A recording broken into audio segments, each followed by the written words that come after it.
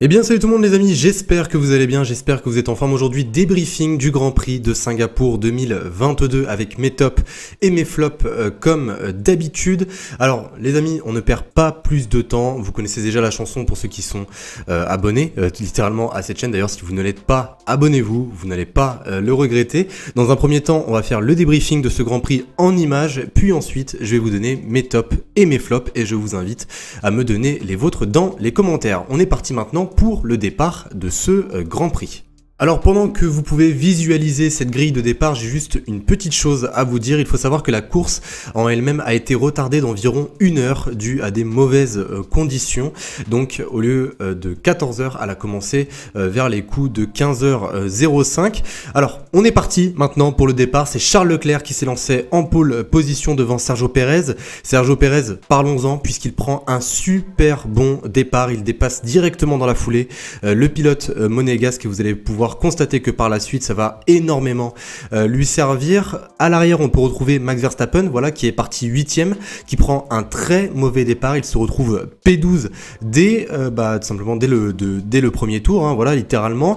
Et également un léger contact entre Carlos Sainz et Lewis Hamilton, le pilote espagnol qui n'a pas du tout laissé de place à Lewis Hamilton. Lewis Hamilton se retrouve du coup 4ème et perd sa 3ème position. Au 3e tour, Max Verstappen commence doucement mais sûrement sa remontée. Il remonte déjà à la 9ème position en doublant Yuki Tsunoda. Mais Singapour nous a déjà appris par le passé que généralement il y a chaque année une safety car. Et bien cette règle a encore été une fois respectée puisqu'au 7e tour, safety car, contact entre Guan Yu Zhou et Nicolas Latifi qui sera d'ailleurs la cause de l'abandon de ces deux pilotes.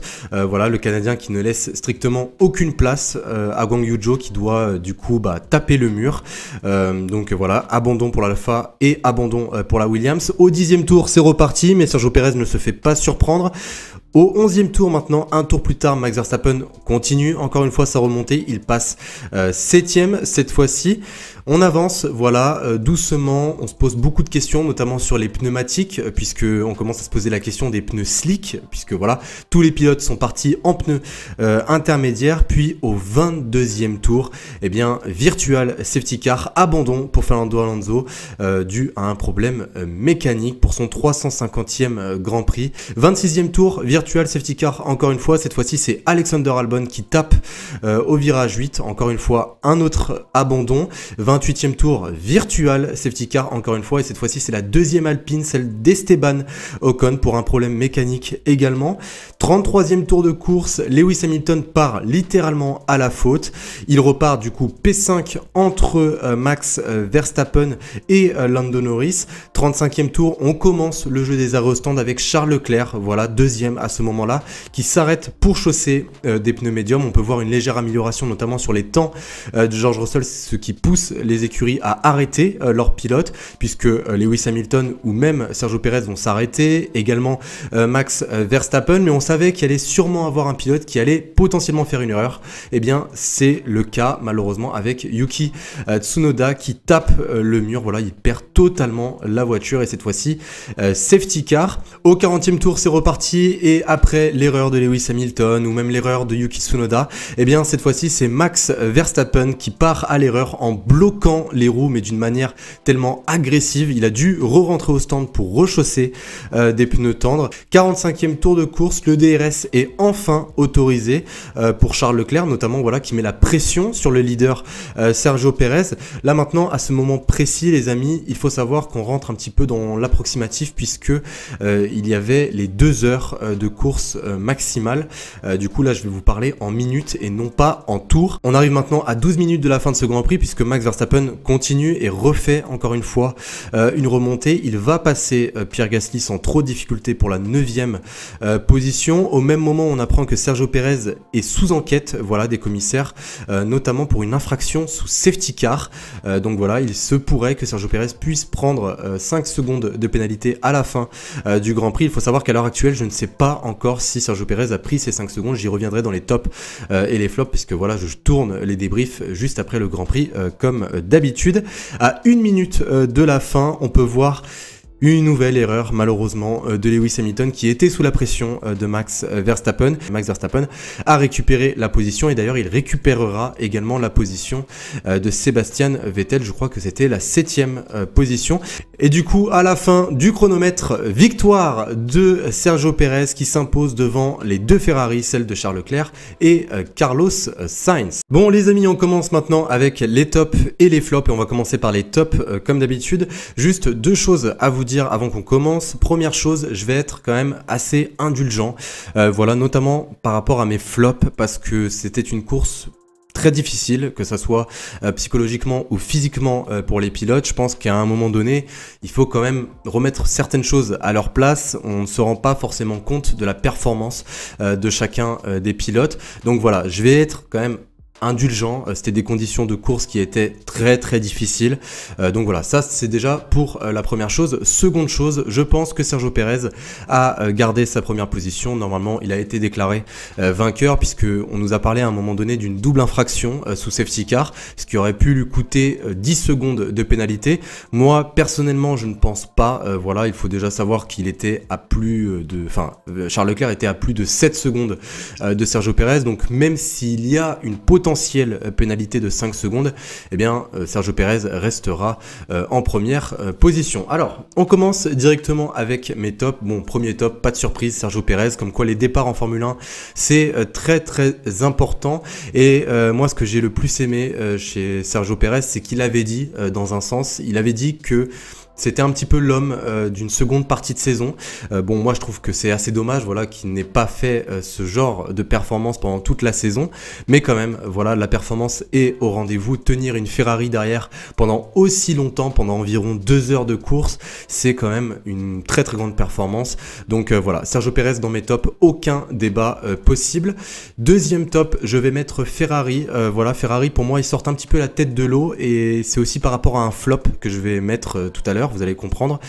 Bon, de toute façon, je peux vous le dire, hein, je vais mettre Mercedes dans mes flops, non pas voilà, pour la performance globale des pilotes, parce que comme je l'ai dit, c'était très compliqué aujourd'hui de pouvoir ressortir quelque chose de cette course, mais quand même, voilà, les deux Ferrari sur le podium, ils prennent de très bons points par rapport à la lutte vis-à-vis de Mercedes. Donc voilà, même s'il n'y a pas de victoire à la clé, il y a quand même une amélioration qui reste, on va dire entre guillemets, visible. Troisième top, McLaren qui prennent un petit peu à l'image de Ferrari, qui prennent de très gros points par rapport à Alpine. Voilà, Norris 4e, Ricciardo 5e. Il fallait aller chercher ce genre de performance. Donc voilà, bien joué à McLaren. C'est exactement ce qu'il fallait. McLaren qui ont rapporté énormément d'évolution. Donc on peut peut-être se demander s'ils sont sur la bonne voie avec ce genre de performance. Bon après, voilà, comme je l'ai dit, c'était des conditions. C'était un petit peu la roulette, hein, voilà, on va pas se le cacher, mais quand même, la performance est présente aujourd'hui pour McLaren. Et comme Aston Martin, que je vais également mettre dans mes tops, que ce soit Lance Stroll qui termine à la 6e position, ou même Sébastien Vettel, le lion de Singapour, comme il est surnommé là-bas, qui termine à la 8e position. C'était une très bonne performance aujourd'hui pour Aston Martin. Et je terminerai avec mes tops, notamment avec Pierre Gasly qui retrouve les points, même avec une AlphaTauri qui reste assez difficile à manœuvrer. Et bien voilà, Pierre Gasly va chercher une bonne performance aujourd'hui. Et on est parti maintenant avec les flops. Et comme je l'ai dit tout à l'heure, je vais être quand même assez indulgent, notamment avec la performance de certains pilotes. Bien évidemment, s'il y a des erreurs qui ont contraint d'autres pilotes à abandonner, je vais les signaler. Mais là, je vais peut-être un petit peu plus taper sur les écuries, notamment Alpine. Je ne trouve pas forcément acceptable que les deux voitures terminent en DNF littéralement pour des problèmes mécaniques, surtout quand on se bat avec McLaren. Je trouve que aujourd'hui il y a de gros points qui ont été perdus, notamment pour Fernando Alonso qui était à un moment 5e pendant cette course. Je vais également mettre Mercedes dans mes flops, non pas seulement que par rapport aux résultats de George Russell, mais également par rapport à Lewis Hamilton. Bon, le pari de faire rentrer George Russell pour lui mettre des pneus médiums, je le trouve vraiment très audacieux. Je ne pense pas que c'était forcément le bon moment. Pour moi, George Russell aurait peut-être pu rattraper, même si à ce moment-là, certes, il était en train de stagner littéralement, mais voilà, on ne sait pas ce qui aurait pu forcément se passer pendant la course avec une safety car ou quoi que ce soit. Donc voilà, pour moi Mercedes, le choix de faire rentrer George Russell, certes il est audacieux, certes il aurait pu être payant, mais là pour le coup malheureusement voilà, George Russell il termine 14e à la dernière position, enfin sans compter les DNF, enfin en comptant bien évidemment les DNF, voilà plutôt, et Lewis Hamilton il termine 9e. Bon, c'est un petit peu plus de la faute de Lewis Hamilton pour le coup. Aujourd'hui, il y a de très gros points qui ont été perdus pour la bataille avec Ferrari, donc c'est pour ça que je les mets en partie dans mes flops. Ce n'est pas forcément les pilotes que je mets. Avec les conditions plus George Russell qui part de la voie des stands, c'était forcément difficile d'aller chercher un bon résultat. Pour en finir avec les flops, je vais mettre quand même Nicolas Latifi, puisque certes j'ai dit que j'allais être indulgent par rapport aux erreurs de certains pilotes. On a pu voir Albon, Tsunoda faire pas mal d'erreurs, donc ça je ne vais pas les comptabiliser pour ce Grand Prix, mais voilà, quand même Latifi, je trouve qu'il ferme énormément la porte sur Wang Yuzhou et il cause l'abandon quand même du pilote chinois. Donc voilà, c'est pour ça que je le mets dans mes flops. Pour moi, c'est totalement de sa faute. J'ai pas encore envie de lui taper dessus puisque je trouve que sa situation reste quand même assez difficile en ce moment et que voilà, la saison, enfin cette fin de saison commence à devenir très longue pour Nicolas Latifi. Mais bon voilà, j'étais quand même obligé de le mettre dans mes flops. Je sais qu'il y en a beaucoup que j'ai passé, notamment Max Verstappen, Lewis Hamilton. Certains me diront que j'aurais pu les mettre dans mes tops, dans mes flops, ou même Charles Leclerc qui perd une position. Mais comme je l'ai dit, ce sont des conditions de course assez difficiles. Je ne veux pas taper sur tout le monde parce que si je tape sur l'un, eh bien les autres vont me dire oui, pourquoi tu tapes sur lui et pourquoi tu tapes pas sur l'autre. Enfin bref, en tout cas, voilà les amis pour mes top flops. Donc voilà les amis pour mes top flops. N'oubliez pas de me donner les vôtres dans les commentaires. Et sur ce, j'espère que ce débriefing vous aura plu. On se retrouve très prochainement pour une nouvelle vidéo. Et sur ce, les amis, je vous souhaite une excellente journée, une excellente soirée. Prenez soin de vous et je vous dis à la prochaine. Salut tout le monde.